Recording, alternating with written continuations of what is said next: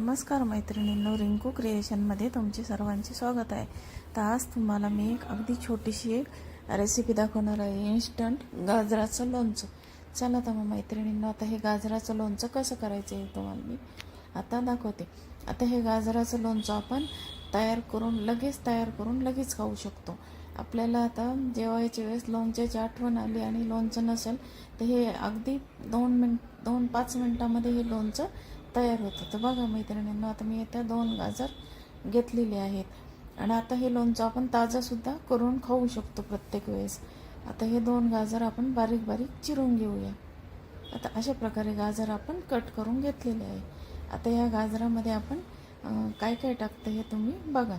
आता या फोडीमध्ये आपण फक्त लाल मिरची पावडर, मीठ आणि हिंग, लाल मिरची पावडर, मीठ, हिंग टाकलेलं आहे. आणि आता आपण त्याच्यावर हळद टाकूया. लाल मिरची पावडर, हळद, हिंग आणि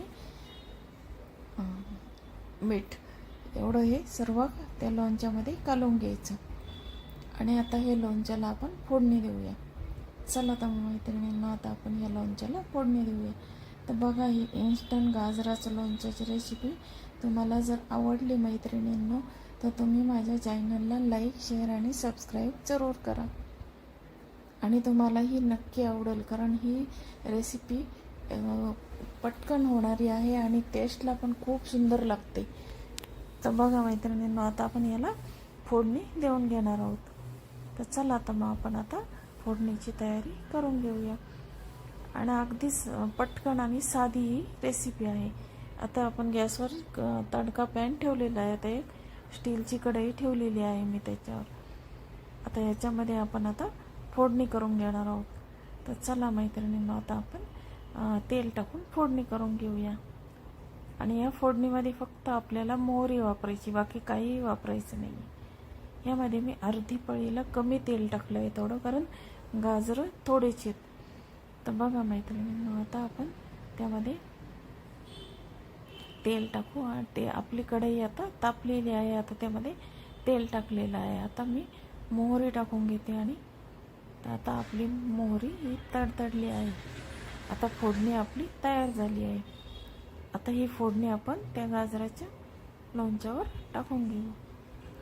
तर बघा मैत्रिणींनो, आता आपली फोडणी रेडी झाली. आता आपण ती गाजराच्या लोणच्यावर टाकून घेऊया. तर अगदी साध्या पद्धतीने आणि कोणतेही जास्त साहित्य न वापरता हे लोणच्याची रेसिपी तयार होते आणि खाण्यासाठी पण खूप टेस्टी लागते. तर आता आपल्याला गाजर हे सलाड वगैरे खाऊन खूप कंटाळा येतो, तेच. मग अशा प्रकारे जर गाजर खाल्लं तर गाजरही पोटात जातं आणि टेस्ट पण छान येते. तर बघा मैत्रिणींनो, आपण आता त्यामध्ये फोडणी टाकून घेतलेली आहे. आता फोडणी टाकल्यानंतर त्याच्यात आपण अर्ध लिंबू पिळून घेणार आहोत. आता फोडणी झालेली आहे. आता आपण त्यामध्ये अर्ध लिंबाचा रस मी काढून घेतलेला आहे चमच्यात आणि त्यामध्ये टाकलेलं आहे. आणि आता हे व्यवस्थित असं हलवून घ्यायचं आणि आपलं लोणचं खाण्यासाठी रेडी झालेलं आहे. बघा मैत्रिणींनो, हे लोणचं मोरायची पण काही गरज नाही. हे लोणचं असे करून ठेवलं तर हे 8-15 दिवस असं व्यवस्थित असं राहतं. आणि आपण इन्स्टंट जर करून घ्यायचं असं जेवायला बसलं तरी हे लोणचं अवघ्या 5 मिनटामध्ये तयार होतं.